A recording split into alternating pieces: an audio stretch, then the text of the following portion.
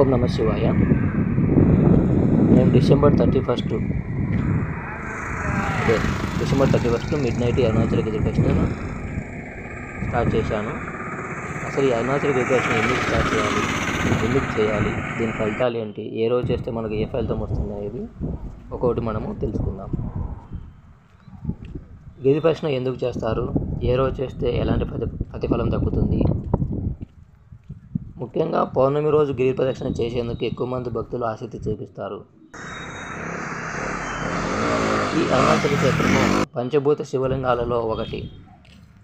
ఇక్కడ శివుడు అగ్నిలింగ రూపంలో ప్రపంచంలోనే అత్యంత మహిమ కలిగిన పుణ్యక్షేత్రాలలో ఈ తిరువన్నామలై అనేది ఒకటి. దీనినే మనం అరుణాచలం అని కూడా పిలుస్తారు. ఇక్కడ ప్రతి పౌర్ణమి రోజు అరుణాచల గిరి ప్రదక్షిణ చేస్తే 7 జన్మాల పాపాలు తొలగిపోతాయని భక్తుల నమ్మకం. అందుకే ప్రతి పౌర్ణమి రోజు గిరి ప్రదక్షిణ చేసేందుకు భక్తులు తరలి వస్తారు. పరమశివుడు అగ్నిలింగ రూపంలో వెలిసిన అరుణాచల క్షేత్రము ఎన్నో మహిమలకి ప్రసిద్ధి చెందింది. అరుణాచల గిరి ప్రదక్షిణ చేస్తే కోరిన కోరికలు నెరవేరుతాయని పండితులు కూడా చెబుతుంటారు. మనం ఈ మధ్య చాగంటి గారి వీడియోలు కూడా చూస్తూ ఉన్నాం యూట్యూబ్లలో. ఆయన కూడా ఈ అరుణాచల గిరి ప్రదక్షిణ యొక్క ప్రాముఖ్యతను కూడా చాలా సందర్భాలలో వివరించారు. శివనామ స్మరణ చేస్తూ పున్నమి వెలుగులలో గిరి ప్రదక్షిణలు చేయడం వల్ల అనేక పాపాలు తొలగిపోతాయని భక్తుల నమ్మకం. ఈ కొండ మీద వెలిసిన దేవుడు కాకుండా కొండే దేవుడిగా వెలిసిన ఈ క్షేత్రమే అరుణాచల క్షేత్రం అంటాము. ముఖ్యంగా దీన్ని మనము తిరువన్నామలై అని కూడా అంటాము. తిరువన్నామలై అంటే అర్థం ఏంటంటే తిరు అంటే శ్రీ అని, అన్నామలై అంటే పెద్ద కొండ అని. దీన్ని మనము అరుణాచల క్షేత్రంగా కూడా పిలుస్తాము. ఈ అరుణాచల క్షేత్రం చుట్టూ 14 కిలోమీటర్లు ఉంటుంది. ఈ 14 కిలోమీటర్లు నడిచే సమయంలో మనకు చాలా లింగాలు దర్శనమిస్తాయి.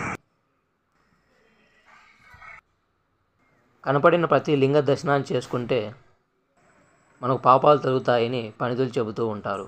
కాబట్టి మీరు గిరి ప్రదక్షిణ చేసే సమయంలో ప్రతి లింగాన్ని దర్శనం చేసుకొని వెళ్ళండి. ఈ గిరి ప్రదక్షిణ చేసే ప్రతి అడుగుకు జన్మ పాపాలు నశిస్తాయని అంటారు.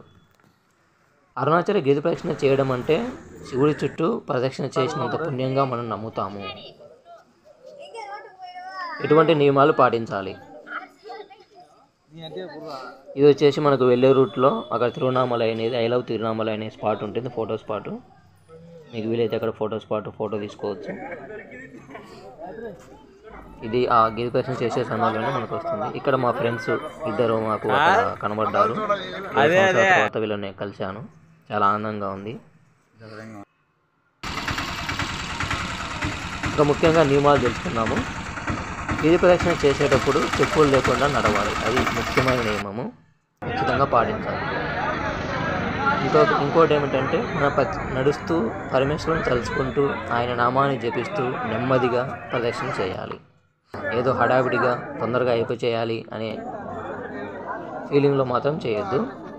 ఆయన నామాన్ని జపిస్తూ నెమ్మదిగా ప్రదక్షిణ చేయాలి. ఉదయం 9 గంటలలోపు ప్రదక్షిణ చేయడం వల్ల మంచిదని భక్తుల నమ్మకం.